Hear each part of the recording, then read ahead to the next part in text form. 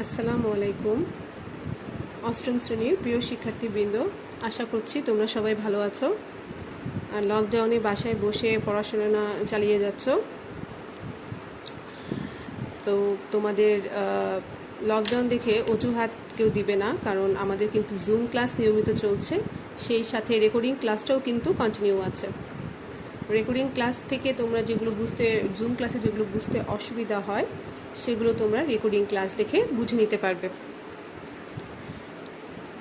আর assignment বিষয়ে যেটা প্রতি ক্লাসে মোটামুটি সবাই জিজ্ঞেস করছো যে অ্যাসাইনমেন্টটা কবে জমা দিবে, তো আমি বলেছি যে লকডাউনে আপাতত অ্যাসাইনমেন্টটা তোমাদের কাছে রাখো, যখন পরিস্থিতি একটু স্বাভাবিক হবে তখন স্কুল থেকে যে নোটিশ দিবে সেই নোটিশ অনুযায়ী তোমরা অ্যাসাইনমেন্টটা জমা দিবে। আর এই জন্য তোমরা স্কুলের যে ফেসবুক গ্রুপ আছে তো সেইটা তোমরা ফলো করবে। তো চলো আমরা একটু পড়াশোনায় যাচ্ছি। অধ্যায় 5 আমরা কি পড়ছিলাম? আমরা পড়ছিলাম অধ্যায় 5 সামাজিকীকরণ ও উন্নয়ন, পৃষ্ঠা নাম্বার 52। আর আমি এখন থেকে ঠিক করেছি যে সব ক্লাসে আমি রিডিং করি, আমি বুঝিয়ে তারপরে আমি দাগিয়ে দিই, বা শেষ ক্লাস শেষ। এখন আর সেটা আমি করব না। এখন থেকে আমি প্রথমে একটু বুঝিয়ে দিব, রিডিং করব, তারপর তোমরা নিজেরা পড়বে।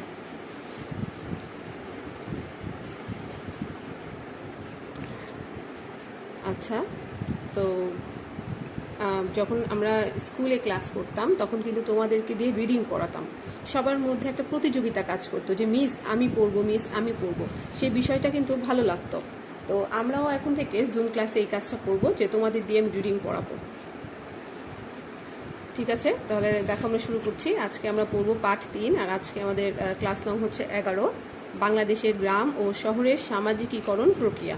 অর্থাৎ বাংলাদেশে তুমি দেখবে যে গ্রামে যে ছেলে মেয়ে বেড়ে ওঠে এবং শহরে যারা বেড়ে ওঠে, এই দুই পরিবেশের মধ্যে কিন্তু পার্থক্য আছে। যেহেতু গ্রাম ও শহরের পরিবেশের মধ্যে পার্থক্য, সেহেতু সামাজিকীকরণের ক্ষেত্রেও কিন্তু পার্থক্য আছে।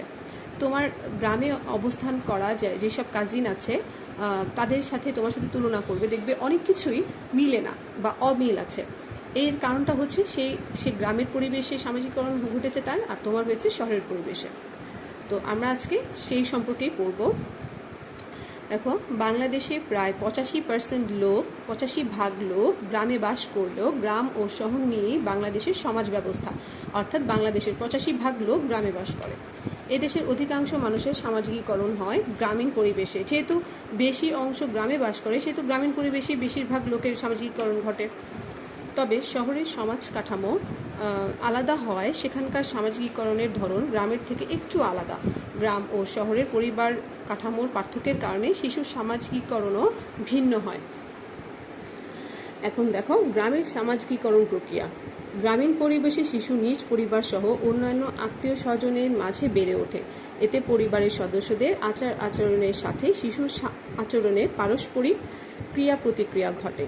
এর মাধ্যমে শিশু সহযোগিতা, সহিষ্ণুতা, সহমর্মিতা, শ্রদ্ধাবোধ প্রভৃতি গুণাবলী অর্জন করে। গ্রামের মানুষের সামাজিকীকরণ প্রক্রিয়ায় সবচেয়ে বেশি প্রভাব বিস্তার করে সামাজিক ও ধর্মীয় প্রতিষ্ঠান, অর্থাৎ পরিবার, পাড়া প্রতিবেশী, জাতিগোষ্ঠী, সমবয়সী দল ও খেলার সাথী, কর্মক্ষেত্র, স্ব ধর্মীয় প্রতিষ্ঠান প্রভৃতি ব্যক্তির সামাজিকীকরণে ভূমিকা রাখে। এছাড়া লোক সংস্কৃতি বিভিন্ন উপাদান যেমন উৎসব, পালাগান, লোক নাটক, লোকসঙ্গীত, যাত্রা, পুতুল নাচ, লৌকিক আচার প্রভৃতির মাধ্যমে গ্রামে সামাজিকীকরণ ঘটে। শিক্ষা প্রতিষ্ঠান সামাজিকীকরণের অন্যতম প্রধান মাধ্যম, তবে ইদানিং টেলিভিশন, চলচ্চিত্র, ইন্টারনেট ইত্যাদিও সক্রিয় ভূমিকা রাখছে। অর্থাৎ গ্রামে তোমরা দেখবে যে গ্রামের পরিবারের কাঠামো কিন্তু আমাদের চাইতে আলাদা। তারা কিন্তু যৌথ পরিবারে বেশি বাস করে। এর জন্য কিন্তু সহযোগিতা, সেই সব শিশুদের মধ্যে সহযোগিতা, সহিষ্ণুতা, সহমর্মিতা বেশি দেখা যায়, এবং তাদের পাড়া প্রতিবেশীর সাথেও তারা থেকে বিভিন্ন কিছু শিখে থাকে। আচ্ছা, তো এখন আমরা জানবো শহরের সামাজিকীকরণ প্রক্রিয়া। শহরের মানুষের সামাজিকীকরণ প্রক্রিয়ায় পরিবারই সবচেয়ে প্রথম ও প্রধান মাধ্যম। পরিবারই হচ্ছে শিশুর শিক্ষার প্রথম মাধ্যম। আচ্ছা, এই লাইনটা তোমরা আন্ডারলাইন করো যে শহরের শিশুদের প্রধান সামাজিকীকরণের প্রধান মাধ্যম হচ্ছে পরিবার। পরিবারের পর সবচেয়ে বেশি ভূমিকা রাখে শিক্ষা প্রতিষ্ঠান ও গণমাধ্যম। শহরের অধিকাংশ মানুষ উন্নয়নমুখী। শহরের মানুষের সামাজিকীকরণের কর্মক্ষেত্র, বিনোদনমূলক প্রতিষ্ঠান, ধর্মীয় প্রতিষ্ঠান, সভা সমিতি, রাজনৈতিক প্রতিষ্ঠান গুরুত্বপূর্ণ ভূমিকা পালন করে থাকে।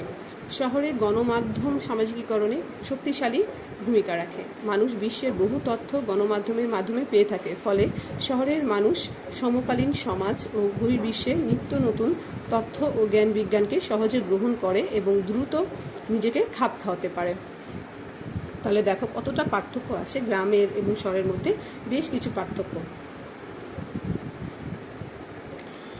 সামাজিকীকরণে প্রতিবেশীর ভূমিকা গ্রাম ও শহর উভয় সমাজে ব্যাপক প্রভাব বিস্তার করে। অর্থাৎ প্রতিবেশীর ভূমিকা দুই জায়গাতেই কিন্তু প্রতিবেশী একটি ব্যাপক ভূমিকা পালন করে। গ্রামীণ সমাজে প্রতিবেশীর সাথে সম্পর্ক যত ঘনিষ্ঠ হয়, শহরের ক্ষেত্রে কিন্তু ততটা হয় না। গ্রামের শিশুরা যৌথ পরিবারে বেড়ে ওঠার সুযোগ পায়, অন্যদিকে শহরের অধিকাংশ শিশু বেড়ে ওঠে একক পরিবারে, যার ফলে কখনো কখনো শহরের শিশুদের আচরণে পারস্পরিক সহযোগিতামূলক আচরণের অভাব দেখা দেয়। তবে শহরের শিশুরা খেলাধুলা কিংবা আনন্দ উৎসবে অংশগ্রহণের মাধ্যমে অনেক সময় একে অন্যের আপন হয়ে যায়। শিশু কিশোররা প্রতিবেশীর গণ্ডিতে থাকলে সহজে সমাজ স্বীকৃত আচরণ শিখে। ভালো কাজের প্রশংসা ও খারাপ কাজের সমালোচনা তাদেরকে সমাজ স্বীকৃত আচরণ করতে উৎসাহিত করে। এভাবে বিদ্যালয়, গণমাধ্যম, স্থানীয় খেলাধুলা ইত্যাদির মাধ্যমে গ্রাম ও শহরের শিশু কিশোরদের সামাজিকীকরণ ঘটে থাকে। বর্তমান সময়ে তথ্য ও যোগাযোগ প্রযুক্তির কল্যাণে গ্রাম ও শহরের সামাজিকীকরণের ব্যবধান অনেকাংশে কমে আসছে। তাহলে দেখো এখানে কতটা পার্থক্য, যেহেতু এখানে একটা বিশেষ পার্থক্য দেখলাম যে প্রতিবেশীদের ভূমিকা, যে গ্রামের শিশুরা তাদের প্রতিবেশীদের সাথে মিশতে যেভাবে সুযোগ পায়, শহরের শিশুরা কিন্তু সেভাবে পায় না। শহরের শিশুরা খেলাধুলা এবং আনন্দ উৎসবে অংশগ্রহণের মাধ্যমে কি করে, অনেক সময় একে অন্যের সাথে মিশে। এছাড়া কিন্তু তাদের আর সুযোগটা খুব কম। এছাড়া তারা বিদ্যালয়, গণমাধ্যম এই জিনিসগুলোই তাদের সামাজিকীকরণে বেশি গুরুত্বপূর্ণ ভূমিকা রাখে। এবার দেখো এখানে একটা কাজ আছে, গ্রাম ও শহরের সামাজিকীকরণে পরিবারের ভূমিকা বর্ণনা করো। আচ্ছা, এখান থেকে তোমরা পরিবারের এখানে অনেক ভূমিকা দেওয়া আছে, পরিবার, প্রতিবেশী, গণমাধ্যম, শিক্ষা প্রতিষ্ঠান। তোমরা শুধু পরিবারের ভূমিকাটা তুলে ধরবে, এখান থেকে এটা নোট করতে হবে, হ্যান্ড নোট করে ফেলবে সবাই। পাঠ 4, ব্যক্তির সামাজিকীকরণে তথ্য ও যোগাযোগ প্রযুক্তি এবং গণমাধ্যমের ভূমিকা। আমরা কিন্তু শেষে জেনেছি যে বর্তমানে তথ্য প্রযুক্তির যুগে গ্রাম ও শহরের শিশুদের সামাজিকীকরণের যে পার্থক্য সেটা অনেকাংশে কমে এসেছে। তো এই ব্যক্তির সামাজিকীকরণেই তাহলে তথ্য ও যোগাযোগ প্রযুক্তি বা গণমাধ্যমের ভূমিকাটা কি, আমরা এখন সেই সম্পর্কে জানব। দেখো, জনগণের কাছে সংবাদ, মতামত ও বিনোদন পরিবেশন যেসব মাধ্যমে তাকেই বলা হয় গণমাধ্যম। যেমন সংবাদপত্র, বেতার, টেলিভিশন, চলচ্চিত্র। তাহলে এটাটুকু ব্র্যাকেট দাও। গণমাধ্যম কি? যে উপায়গুলোর মাধ্যমে আমরা জনগণের কাছে বিভিন্ন মতামত, সংবাদ, বিনোদন পরিবেশন করি, সেগুলি হচ্ছে গণমাধ্যম। আর তথ্য প্রযুক্তি হচ্ছে তথ্যের আদান প্রদান ও সংরক্ষণ। তো এটি একটু বইয়ের ভাষায় আমরা পড়ি যে তথ্য ও যোগাযোগ প্রযুক্তি বলতে বোঝায় সেই প্রযুক্তি যার সাহায্যে তথ্য সংরক্ষণ ও তা ব্যবহার করা যায়, যেমন ইন্টারনেট, ফোন প্রভৃতি। আমরা এগুলোর মাধ্যমে কি করতে পারি, বিভিন্ন তথ্য সংরক্ষণ করতে পারি এবং কি করতে পারি, এগুলো ব্যবহারও করতে পারি। গণমাধ্যম এবং তথ্য ও যোগাযোগ প্রযুক্তি ব্যক্তির সামাজিকীকরণে গুরুত্বপূর্ণ ভূমিকা রাখে। আজকের দিনে তথ্য ও যোগাযোগ প্রযুক্তি প্রসারের সঙ্গে সঙ্গে এর গুরুত্ব ক্রমেই বাড়ছে। তাহলে আমরা এতটুকুর মধ্যে দুইটা প্রশ্ন উত্তর পেলাম। একটা হচ্ছে গণমাধ্যম বলতে কি বোঝো, আর একটা হচ্ছে তথ্য ও যোগাযোগ প্রযুক্তি বলতে কি বোঝো। এবার আমরা জানবো এদের ভূমিকা, সামাজিকীকরণে এদের ভূমিকা। সংবাদপত্র। সামাজিকীকরণের ক্ষেত্রে সংবাদপত্র একটি গুরুত্বপূর্ণ ভূমিকা পালন করে। আমাদের মতো উন্নয়নশীল দেশে সংবাদপত্র জনশিক্ষার একটি প্রধান মাধ্যম। আপন সমাজ ও বিশ্ব সম্পর্কে একটি স্বচ্ছ ধারণা সৃষ্টির মাধ্যমে তা মানুষের মনের সংকীর্ণতা দূর করে, তাদের মধ্যে পারস্পরিক সহনশীলতা, সহমর্মিতা ও বিশ্বজনীনতার বোধ সৃষ্টি করে। বেতার বা রেডিও। বেতার কেবল সংবাদই পরিবেশন করে না, শিক্ষা ও বিনোদনমূলক নানা অনুষ্ঠানও প্রচার করে। এর ফলে গণসচেতনতা বৃদ্ধি পায় এবং মানুষের মধ্যে সংস্কৃতিবোধ সৃষ্টি করে। টেলিভিশন। আজকের দিনে সারা পৃথিবীতেই টেলিভিশন সবচেয়ে শক্তিশালী ও জনপ্রিয় গণমাধ্যম। মানুষের চিন্তা ভাবনা জীবনযাপনকে এটি নানাভাবে প্রভাবিত করে। টেলিভিশন বিনোদন এবং তথ্য ও শিক্ষামূলক নানা ধরনের অনুষ্ঠান প্রচার করে নাগরিকদের আনন্দ ও শিক্ষা দেয়। সাধারণ মানুষ, বিশেষ করে শিশু কিশোরদের ওপর টেলিভিশনের প্রভাব খুব বেশি। এই প্রভাব নেতিবাচক এবং ইতিবাচক দুই ধরনেরই হতে পারে। টেলিভিশন যদি বেশি করে আকর্ষণীয় শিক্ষা ও তথ্যমূলক অনুষ্ঠান প্রচার করা হয়, তবে তা মানুষকে আলোকিত করে তুলতে পারে। আপন দেশ, সংস্কৃতি ও ঐতিহ্যের সঙ্গে নবীন প্রজন্মের মানুষকে পরিচিত করে তোলার মাধ্যমে টেলিভিশন তাদের মধ্যে দেশপ্রেম জাগিয়ে তুলতে পারে। এর ফলে সামাজিকীকরণের কাজটি সহজ হয়। অন্যদিকে টেলিভিশনের সস্তা বিনোদনমূলক বা রুচিহীন অনুষ্ঠান সমাজে, বিশেষ করে শিশু কিশোর মনের ওপর ক্ষতিকর প্রভাব ফেলে। তারা অসুস্থ ও বিকৃত মানসিকতা নিয়ে বেড়ে ওঠে। অতিরিক্ত বা রাত জেগে টেলিভিশন অনুষ্ঠান দেখার ফলে শিক্ষার্থীদের লেখাপড়ার ক্ষতি হয়। আমরা কিন্তু বর্তমানে দেখো এই টেলিভিশনের যে গণমাধ্যমের যে ভূমিকা, এটা কিন্তু আমরা আমাদের ছেলে মেয়েদের মধ্যে অনেক বেশি দেখতে পাচ্ছি। তোমাদের মধ্যে অনেকেই আছো যে রাত জেগে টেলিভিশন দেখো, যেটা কিনা তোমাদের মস্তিষ্কে কিন্তু একটা প্রভাব বিস্তার করে। দেখবে অনেকেই তোমাদের পড়াশোনা মনে থাকে না, পড়াশোনা মনে রাখতে পারো না, বা একটা অস্থিরতা কাজ করে। তো এই কারণেই কিন্তু যে মাত্রাতিরিক্ত টেলিভিশনের প্রতি আসক্তি, এটাই কিন্তু তোমাদের উপর খারাপ প্রভাব ফেলছে। তো টেলিভিশন গণমাধ্যম হিসেবে টেলিভিশনের যে কিছু ভালো দিক আছে, ভালো দিকের সাথে কিন্তু কিছু খারাপ দিকও আছে। তো আমাদেরকে কিন্তু খারাপটা বাদ দিয়ে ভালোটাকেই গ্রহণ করতে হবে। এবার দেখো চলচ্চিত্রের কি ভূমিকা।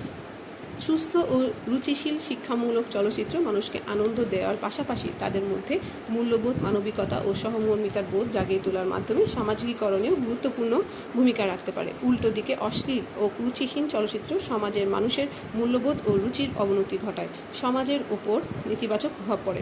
সামাজিকীকরণের সহায়তা করার পরিবর্তে তা সামাজিক মূল্যবোধের অবক্ষয় এবং অপরাধ প্রবণতা ও বিশৃঙ্খলার কারণ হয়ে দাঁড়ায়। ইদানিং আমরা দেখব যে চলচ্চিত্র কিন্তু আগের মতো নেই। সামাজিক চলচ্চিত্র খুব কমই দেখা যায়। বিশেষ করে কুরুচিপূর্ণ চলচ্চিত্রই কিন্তু এখন বেশি। আর এইগুলো কিন্তু আমাদের ছেলেমেয়ের মধ্যে, আমাদের সবার মধ্যে অনেক নেতিবাচক প্রভাব ফেলছে, যা কিনা আমাদের সামাজিক মূল্যবোধের এবং নৈতিকতার অবক্ষয় ঘটাচ্ছে এবং সমাজে অপরাধ প্রবণতা বৃদ্ধি করছে।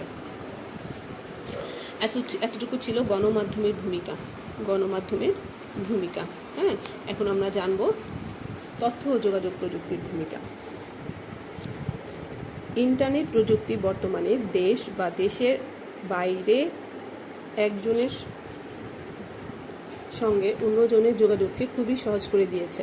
আত্মীয় স্বজন বা বন্ধু বান্ধবের সঙ্গে ভাব বিনিময়, পরস্পরের খোঁজ খবর নেওয়া কিংবা ব্যবসায়িক প্রতিপক্ষের সঙ্গে পণ্য বিনিময় সংক্রান্ত আলোচনা, চুক্তি ইত্যাদি এখন ঘরে বসে অল্প সময়েই করা যায়। কিছুদিন আগেও যা ভাবা যেত না, এভাবে ব্যক্তি সামাজিকীকরণের মাধ্যমে সমাজের উন্নয়নে তথ্য ও যোগাযোগ প্রযুক্তি গুরুত্বপূর্ণ ভূমিকা রাখছে। এখন তথ্য ও যোগাযোগ প্রযুক্তির যে বিভিন্ন মাধ্যম আছে, সেগুলোর কি ভূমিকা সেই সম্পর্কে আমরা জানছি। ইলেকট্রনিক মেইল, এগুলো তোমরা সব জানো। আজকালকার ছেলেমেয়েরা অনেক ডিজিটাল যুগের ডিজিটাল ছেলেমেয়ে, তারা এই তথ্য যোগাযোগ প্রযুক্তি সম্পর্কে অনেক ভালো জানো। তো তারপর একটু বই থেকে পড়ে নাও, আরও বেশি ভালো জানবে। ইলেকট্রনিক মেইল, ইমেইলের সঙ্গে আমরা সবাই আজকাল পরিচিত। ইমেইল হচ্ছে ইলেকট্রনিক মেইলের সংক্ষিপ্ত রূপ। এটুকু ব্র্যাকেট দাও। এর মাধ্যমে খুব অল্প সময়ে ও কম খরচে দেশে বিদেশে চিঠি ও তথ্য আদান প্রদান করা যায়। ইমেল পৃথিবীব্যাপী যোগাযোগ ব্যবস্থার ক্ষেত্রে যুগান্তকারী পরিবর্তন এনেছে। ব্যক্তির সামাজিকীকরণের মাধ্যমে পরিবর্তনশীল বিশ্বের সঙ্গে খাপ খাইয়ে চলতে বর্তমানে ইমেইলের কোনো বিকল্প নেই। ইলেকট্রনিক কমার্সকে সংক্ষেপে বলা হয় ই-কমার্স। ব্র্যাকেট দাও, আবার এখান থেকে এই পর্যন্ত দিতে পারো। এই পদ্ধতিতে অনলাইনে ক্রেতা বিক্রেতার মধ্যে পণ্য লেনদেন করা হয়। ই-কমার্স অর্থাৎ ইলেকট্রনিক কমার্স। ফেসবুক ও টুইটার, এটা সম্পর্কে তো তোমরা অনেক বেশি ভালো জানো। ফেসবুক ও টুইটারের সাহায্যে খুব সহজে দেশে বা বিদেশে যে কোনো মানুষের সঙ্গে যোগাযোগ ও বন্ধুত্ব সৃষ্টি এবং মতামত ও ছবি বিনিময় করা যায়। আধুনিক বিশ্বে এটি সামাজিক যোগাযোগের একটি কার্যকর মাধ্যম হিসেবে প্রমাণিত হয়েছে, আর দিন দিন এর গুরুত্ব বৃদ্ধি পাচ্ছে। তবে আমি বলবো যে এটারও কিন্তু বেশ নেতিবাচক দিক রয়েছে। যেমন তোমরা রাত জেগে ফেসবুকিং করো, টুইটারে সময় দাও, বন্ধু বান্ধব একজন আরেকজনের সাথে চ্যাট করো ফেসবুকে। তো এইভাবে দেখা যায় সময়ের পর সময় দিতে থাকো একজন আরেকজনকে। তো এইভাবে তোমাদের পড়াশোনাটা কিন্তু কমে যায়। পড়াশোনায় কিন্তু সময়টা তোমরা কম দিচ্ছ। তো তোমরা সেগুলো না করে তোমরা এই সামাজিক মাধ্যমগুলোকে তোমাদের উপকারে বা কাজে লাগাবে, ঠিক আছে? অযথা সময় নষ্ট করবে না এগুলোর প্রতি।